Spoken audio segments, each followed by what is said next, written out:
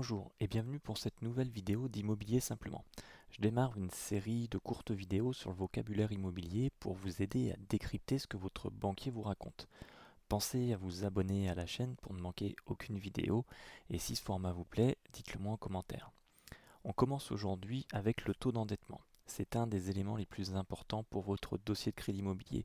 Un endettement trop élevé et votre rêve de propriété s'effondre.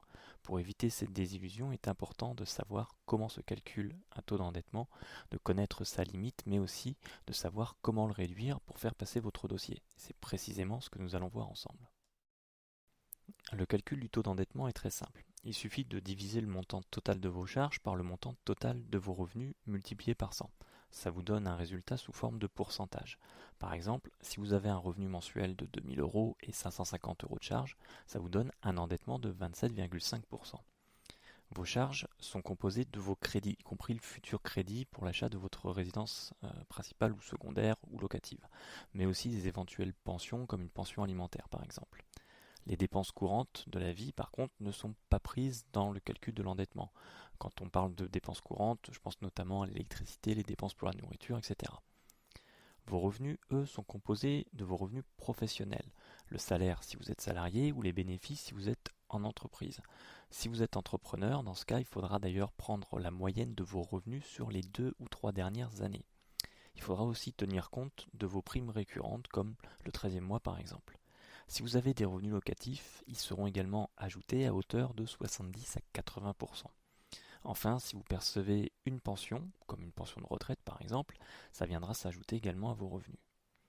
Attention, les remboursements des frais professionnels, eux, ne sont pas pris en compte. Voyons maintenant les limites de l'endettement. Le taux d'endettement maximum fixé par le HCSF est de 35%, assurance comprise, et sur une durée maximum de 25 ans. Il y a toutefois une tolérance accordée aux banques qui peuvent déroger à ces critères pour un maximum de 20% de leur très bon dossier. L'idéal pour vous étant de ne pas atteindre l'endettement maximum. Nous allons d'ailleurs voir comment réduire votre taux d'endettement, sachant que certaines manières sont simples, d'autres moins. La première et la plus simple est tout simplement de négocier votre taux d'emprunt auprès de votre banque et de demander une délégation d'assurance. Ça vous permet de réduire sensiblement votre charge de crédit.